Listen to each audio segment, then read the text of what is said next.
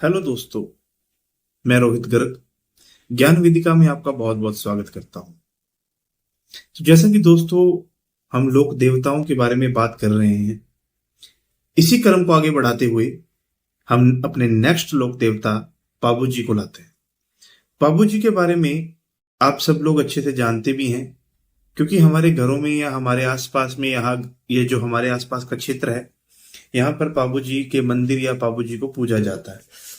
और हम ये जानते हैं कि पाबू जी का समाज में कितना बड़ा योगदान रहा। मैंने आपसे पहले भी ये बात कह चुका हूं, या पहले भी हमने ये बात की है कि लोक देवता वो हुए जिन्होंने वीरोचित्य कार्य किए, या जिन्होंने समाज में एक नैतिक मूल्य स्थापना करने की कोशिश की, धर्म के लिए हमेशा आगे खड़े रहे, है ना। उनको लोक देवता कहा गया। तो उसी तरह से पाबू जी भी बड़े महत्वपूर्ण लोक देवता माने जाते हैं। पाबू जी को लक्ष्मण का अवतार, जो ग्रामीण जनमानस है यह लक्ष्मण का अवतार मानता है। कैसा अवतार मानता है? लक्ष्मण का अवतार मानता है। मैं आपको साथ साथ पीडीएफ में भी कोशिश करूंगा करवा दूं, है ना। तो जो एक ग्रामीण परिवेश है वो इनको क्या मानता है? लक्ष्मण का अवतार मानता है। जनमानस जो ग्रामीण परिवेश है वैसे लक्ष्मण का अवतार मानता है। और भी इनके समाज में बहुत अलग अलग नाम है, जैसे ऊंटों का देवता इनको माना जाता है, प्लेग रक्षक देवता भी इनको कहा जाता है, गो रक्षक देवता, हाड़ फाड़ के देवता। इनके बहुत से नाम ऐसे हैं जो समाज में प्रचलित हैं। अगर इनके जीवन परिचय की बात करें तो इनका जन्म हुआ कोलूमंड फलोदी के अंदर। पहले जोधपुर में आता था, लेकिन अभी आपको पता है हाल ही में जो नए डिस्ट्रिक्ट बने हैं, तो फलोदी भी एक नया डिस्ट्रिक्ट बना। तो अब जो कोलूमंड है वह फलोदी में आता है। तो इनका जन्म हुआ था कोलूमंड फलोदी के अंदर 1239 में।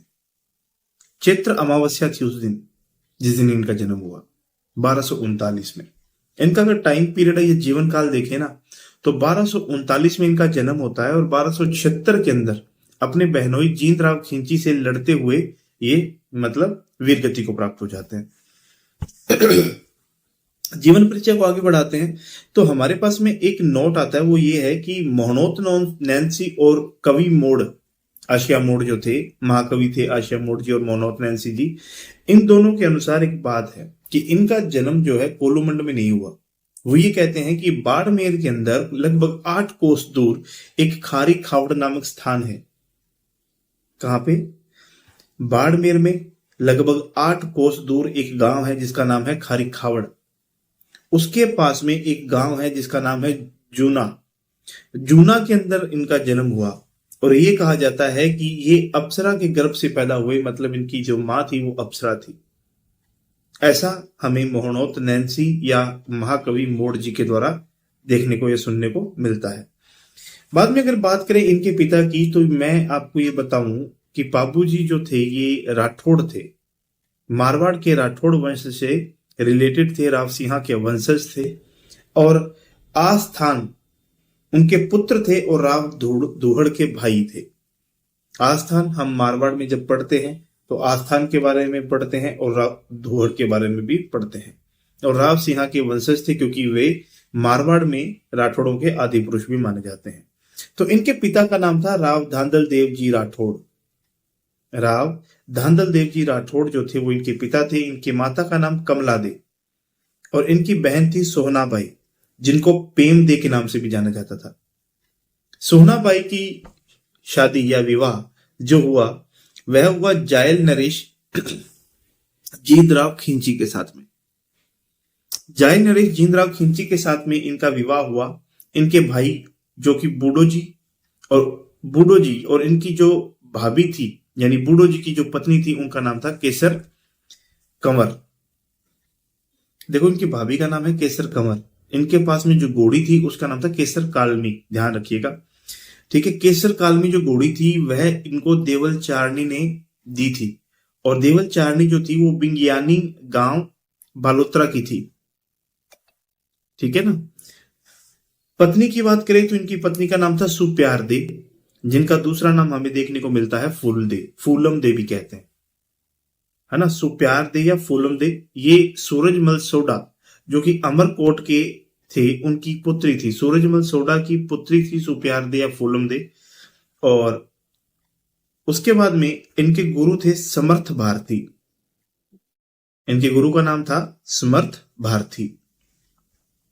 अगर इनकी प्रतिमाएं देखोगे आप किसी मंदिर में या कहीं भी इनकी प्रतिमा लगी हुई देखोगे तो भाला लिए हुए अश्वारोही, देखो तलवार लिए हुए अश्वारोही हैं तेजा जी, जबकि भाला लिए हुए अश्वारोही कौन है?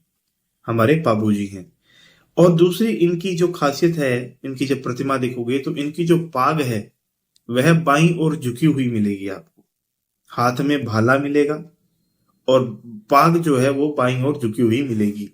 मंदिर की बात करें तो इनके मंदिर मोस्टली जो मुख्य मंदिर है, मेन मंदिर है, वो कोलुमंड फलोदी में है, जिसका निर्माण 1358 के अंदर सोहन के द्वारा करवाया गया था। और ये जो सोहन थे ये धांधल देव या धांधल सोम के बेटे थे। धांधल सोम के बेटे सोहड़ ने 1358 के अंदर कोलुमंड में पाबू जी के मंदिर का निर्माण करवाया।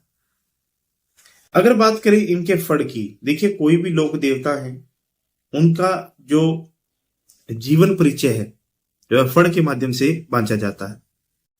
और फड़ क्या है? फड़ एक कैनवास पर बताया गया पूरा का पूरा उनका जीवन चरित्र है। उन्होंने जीवन में क्या क्या परिचय दिए, क्या क्या कार्य किए, वो सब उसके अंदर होता है। और यह या तो उनके जो भक्त होते हैं उनके द्वारा वो बांधा जाता है।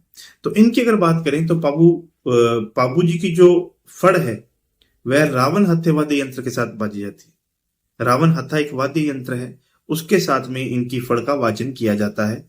मुख्यतः इनका जो वाचन होता है जब मारवाड़ में ऊंट बीमार हो जाता है, अस्वस्थ हो जाता है, तब जो धनी है ऊंट का जो वो क्या करता है, बाबू जी की फड़ का वाचन का बोलता है, फिर उसका वो ऊंट क्या होता है जब सही हो जाता है तब वह उसका वाचन करवाता है।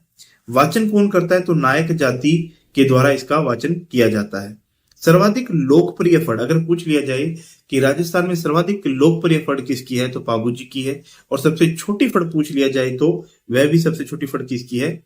बाबू जी की सबसे छोटी फड़ है। कहते हैं कि रायका जाति या रेबारी जाति ये कौन है? ये ऊंट पालक जाति होती है। इनके आराध्य देव हैं हमारे बाबू जी। तो मैंने अभी आपको ये बताया कि बाबू जी की फड़ जो है रावण हत्यावादी यंत्र के साथ बांधी जाती है। जब ऊंट अस्वस्थ होता है तब इसकी मनोती की जाती है और मनोती पूर्ण होने पर फिर इसको बांधा जाता है। सर्वाधिक लोकप्रिय फड़ यही है और दूसरी बात सबसे छोटी फड़ यही है। और जो ऊंट पालक जाती है रायका या रेबारी, उनके ये क्या है? आराध्य देव है। अगर बात करें इनके मेले की, देखो मैंने भी बताया था कि इनका जो मंदिर है, मंदिर इनका है कोलुमंड में जो 1358 के अंदर बनवाया गया था। और मंदिर बनवाया किसने था? मंदिर किसने बनवाया था? मैंने आपको बताया था ना, सोहड़ ने बनवाया था। और सोहड़ धांधल देव का पुत्र था। देखो वो धांधल देव राठौड़ हैं जो बाबू जी के पिता हैं। ये धांधल सोम है जो सोहड़ के पिता हैं। इन्होंने 1358 में बनाया। चित्र अमावस्या जिस दिन इनका जन्म हुआ था उसी दिन इनका क्या होता है? मेला भरता है। मेहर जाति इन्हें मुसलमान के रूप में पूजती है, हिंदू इन्हें लक्ष्मण का अवतार मानते हैं। मेरा एक आपसे क्वेश्चन है, विष्णु का अवतार किसे माना जाता है? आप सोच के मेरे को आंसर दीजिए। विष्णु का अवतार किसे कहा जाता है? लोक देवता भी हो सकता है, लोक संत भी हो सकता है, आप मेरे को सोच के बताएंगे। मारवाड़ में सर्वप्रथम ऊंट जो है वो सर्वप्रथम मारवाड़ में सबसे पहले ऊंट कौन लेके आए थे? बाबूजी लेके आए थे, क्योंकि इन्होंने अपनी भतीजी जिनका नाम था केलमदे, जिनका विवाह इनके साथ होगा जींद्राव खिंची के साथ में होगा।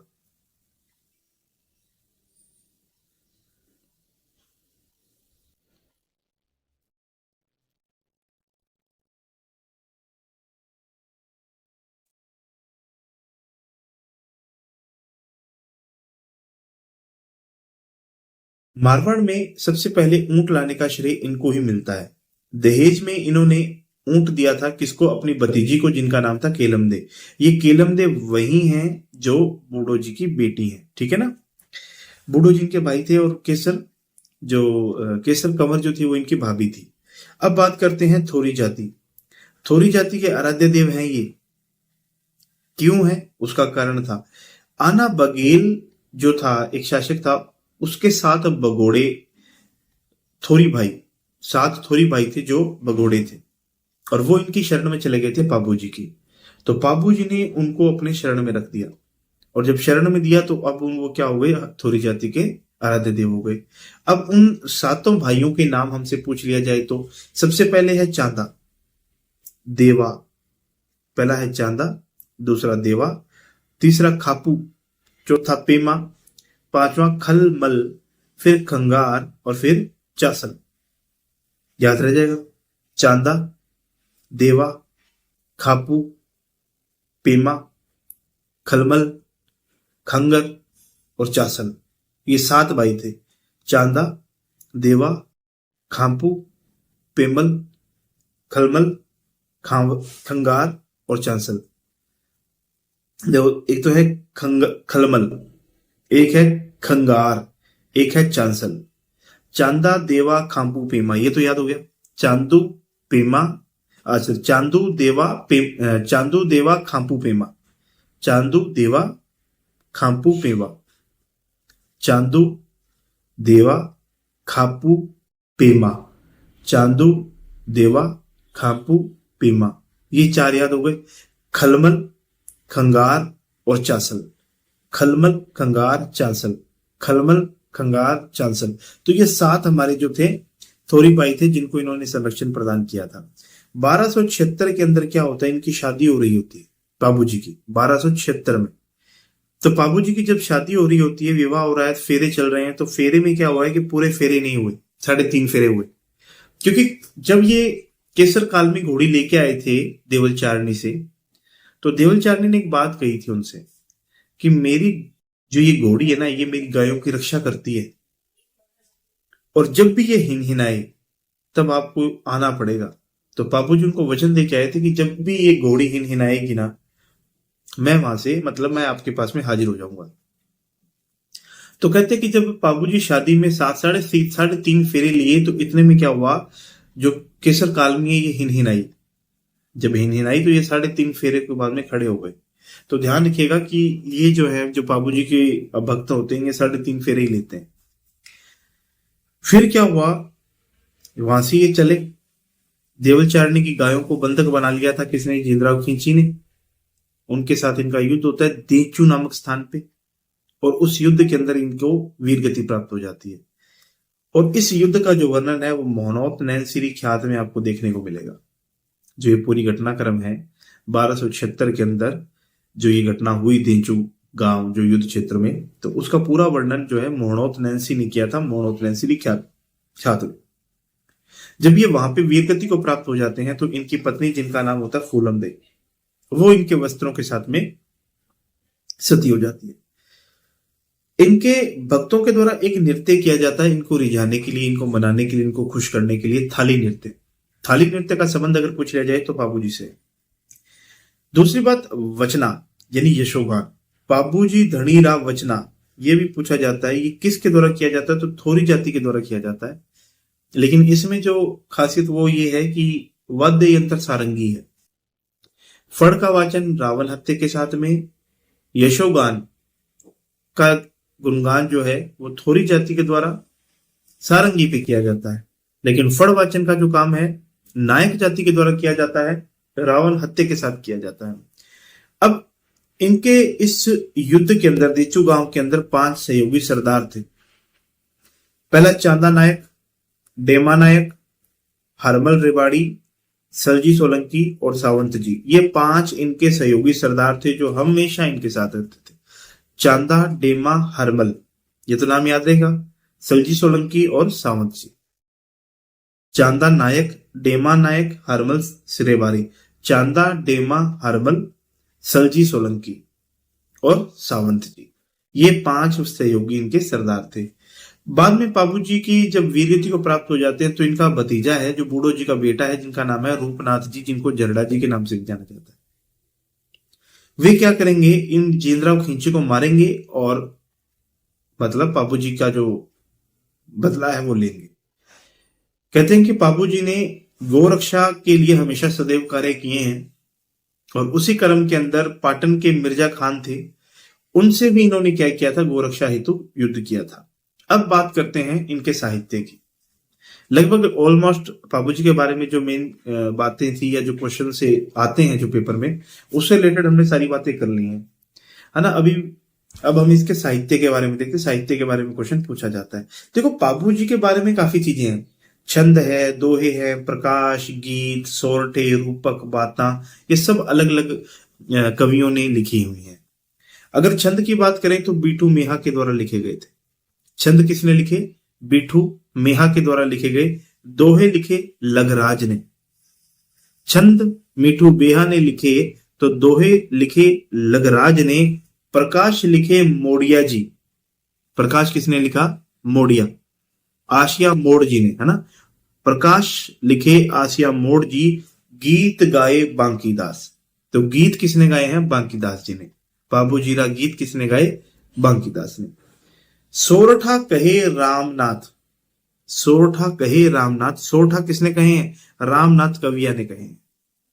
रूप बताए बख्तावर, रूप किसने बताया, यानी रूपक किसने बताया? मोती सर बख्तावत ने बताया। और बाता है किसकी? लक्ष्मी कुमारी चुंडावत जी ने बताई। तो बाबूजीरा छंद मीठू मेहा, दोहे गाए लघराज जी, प्रकाश करे मोडिया जी, गीत गाए बांकीदास जी, सोरठा कहे रामनाथ जी, रूप करे बख्तावर जी। रूपक किसका? मोतीसर बख्तावर जी का। और बात है लक्ष्मी कुमारी चुड़ावत की। दोहा किसने? लघराज जी ने। बातें किसने करी? लक्ष्मी चुड़ावत ने। गीत किसने गाए? बांकीदास ने। सोठ किसने गाए? रामनाथ कवि ने। ठीक है।